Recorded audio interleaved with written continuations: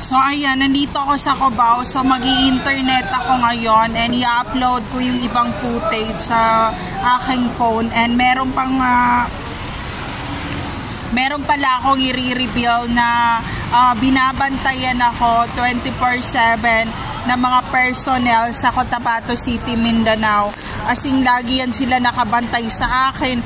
And alam mo ba, yung mga nagbabantay sa akin na mga Marines at military ay galing pa ng Pigkawayan at Midsayap talaga at ng Pikit, ng mga ganon at saka ng Kidapawan, hindi pulis ng Cotabato City. Tapos nung pumunta ako sa police station, walang tao ang police station, nakasara siya. Walang tao doon. Hindi ko alam saan napunta ang kanilang hepe or mataas sa police station. Very weird talaga. So ngayon, ang gagawin ko, isa-slide ko kasi nasira yung DJI ko ngayon eh. Nasira yung DJI ko ngayon, isa-slide ko kasi ang natira sa police station ay security guard at hindi na police. So ngayon, isa-slide ko yung police station sa may city, sa plaza ng Cotabato City.